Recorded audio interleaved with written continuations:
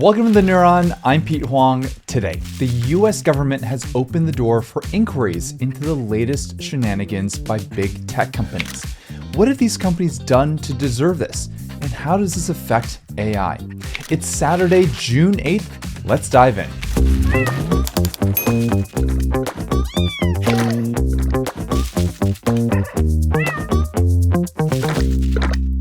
If there's one thing that Silicon Valley loves more than starting companies, it's exiting companies. After all, that's where you make your money, right? If you write a check to fund a new startup, you get shares in the company. And as an investor, you better see a pathway for that company to IPO, for it to sell to another company, some way for you to sell your shares and convert them back to dollars. So anytime something happens that results in fewer options for you to sell your shares in your companies, you're going to be a little bit peeved. Now that's on the startup side. If there was somehow a group or a person or government body or whatever that was also poking around big tech companies, asking some hard questions about what they're doing or otherwise stopping them from doing what they want, well, I can guarantee you all of tech, the people working on startups, the people who invest in startups, and the people working in big tech would be unified in being annoyed at this one particular party. Welcome to the FTC, the Federal Trade Commission, which this week is opening inquiries into all things AI, NVIDIA, OpenAI, Microsoft. Let me walk you through the background, some of what the FTC has done recently, and what they're looking at with these inquiries. Lina Khan is the chairperson of the Federal Trade Commission, the part of the US government responsible for enforcing antitrust law and protecting consumers. In 2021, President Biden nominated her to the FTC and then immediately appointed her to be the chair of the whole thing. She was 32 years old when that happened, just 3 years out of law school. She's the youngest person to ever be named chair of the FTC. Lina Khan has been looking at antitrust and anti-monopoly for a while now. She went to undergrad at Williams College studying political science, and then spent 4 years at a think tank conducting anti-monopoly research.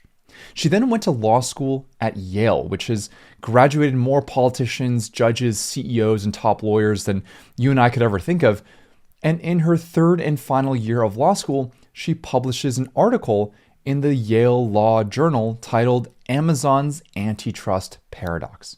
Her core argument in the paper argued that the way the government understood and enforced antitrust was too narrow for the age of modern companies. She spends the paper digging into the business model and business practices of Amazon, exploring just how dominant they are and arguing that the nature of the business requires a different way to pursue antitrust. This paper is an absolute hit in the legal field. Everyone, all the top legal thinkers, people in the government give her massive credit for putting together a very well thought out critique of how the government needs to react to businesses in the age of the internet. That certainly includes all of the big tech companies that we know of today. Now, after she graduates law school, Lina Khan joins the FTC staff. She works under an existing commissioner by the name of Rohit Chopra. And just 3 years later, Commissioner Chopra moves on and President Biden taps Lina Khan to replace him. Lina Khan is a trailblazer in the legal field, and she spent a lot of time thinking about the right level of wrangling that the government should be doing with big tech.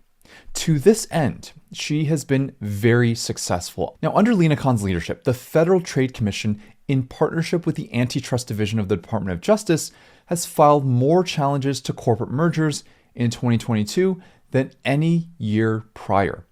If you're a company and you do a deal, and if that deal is worth more than $111 million, you have to let both the FTC and the DOJ know, and you have to wait 30 days before you close the deal. Now, in that time period, either body can ask for more information or sue you to block the deal, etc.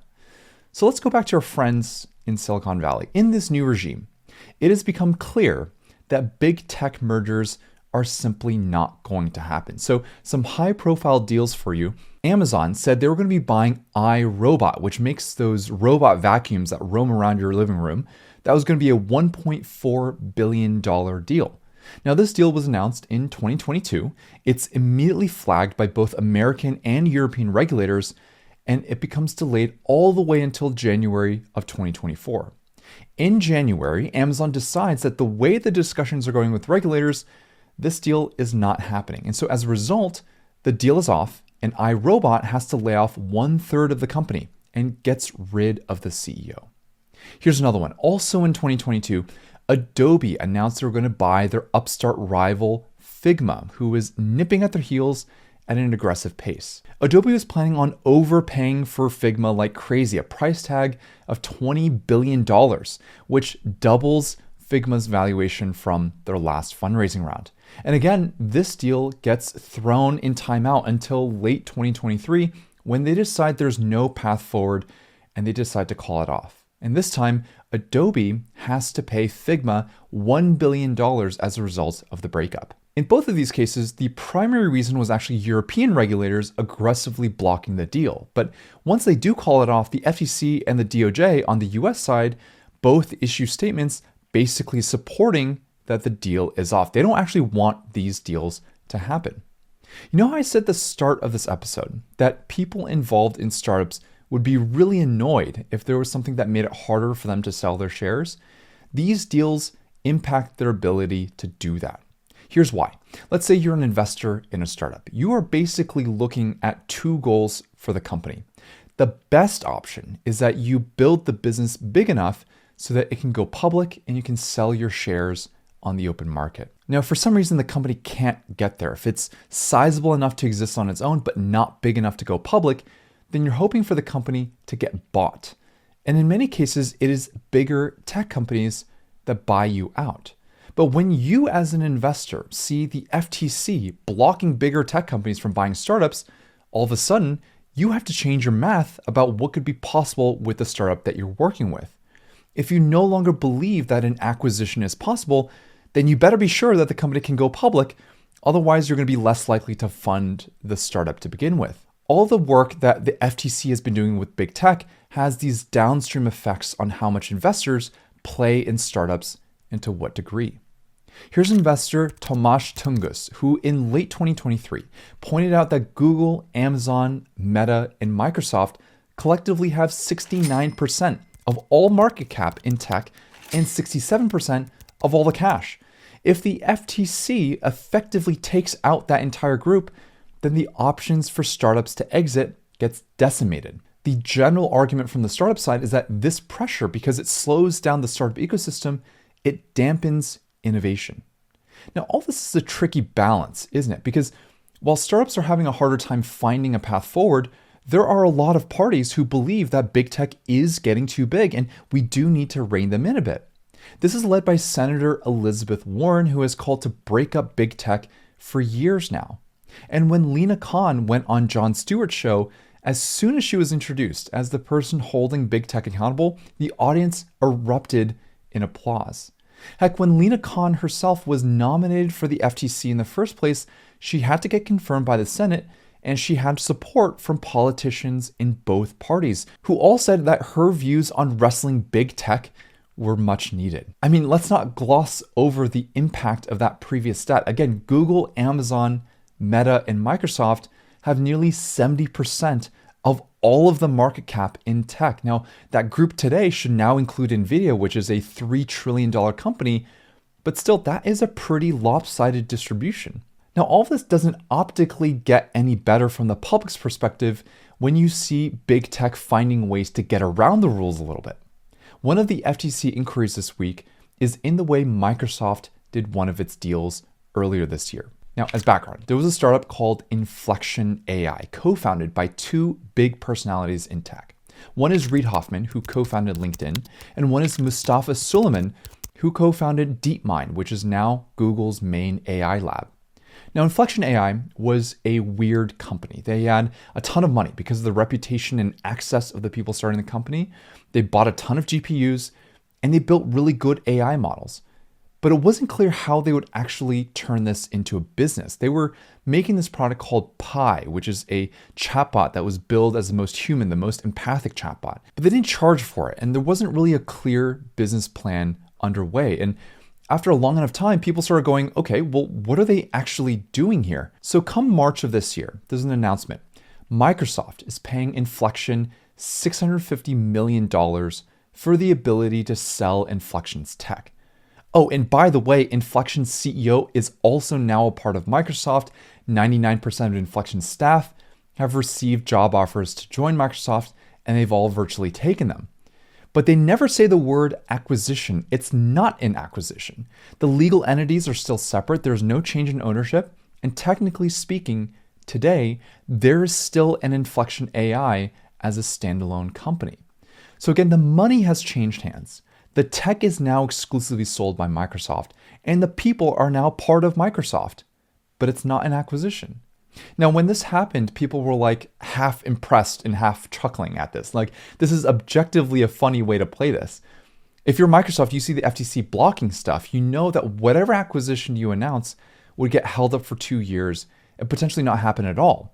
This is a very creative way to get around that. At the same time, this for sure is going to get investigated. Like, if we can tell that this is basically an acquisition, certainly the FTC is going to get involved. So that's the first inquiry this week, the FTC getting involved again with the Microsoft Inflection deal to figure out what was actually going on there. The second set is into NVIDIA, Microsoft, and OpenAI. Now, there's not clear accusation of any wrongdoing here by any of these companies. It's more of the FTC just saying they want to look around a little bit and just proactively check if there's been anything weird that's been going on. Now, if there had to be a reason why these companies should be acquired into, it would be something like this. For NVIDIA, their chips have been extremely dominant. NVIDIA chips are the go-to product for anyone doing stuff with AI. And those chips are coupled with the software layer that NVIDIA has built specifically to work with their chips. So some possible complaints here might relate to how much NVIDIA locks their customers into their products or how they get sold. So for example, NVIDIA chips are super in demand, and they've been completely backlogged with their orders. If NVIDIA chose favorites in how orders were prioritized, then that might be an unfair business practice. At the same time, there has been a bunch of activity in the chip space that might make it less likely NVIDIA gets in trouble. For example, every big tech company who's been buying a ton from NVIDIA is also making their own chips in an effort to diversify away. Plus, NVIDIA's main competitor in AMD is also ramping up their own chips. Now, for Microsoft and OpenAI, it likely has something to do with the nature of their partnership. Microsoft owns 49% of OpenAI after investing north of $10 billion in them. If the FTC finds that Microsoft has a lot of influence over OpenAI, then it's kind of a similar vibe to the Inflection situation. Have you essentially acquired a startup even though you don't technically own them outright? Again, it's much too early to tell what's going on here. The way it's phrased certainly makes it more of like a regular checkup type situation rather than urgent medical emergency. But it's not a surprise that this is happening. AI is just the latest frontier for big tech to exert dominance.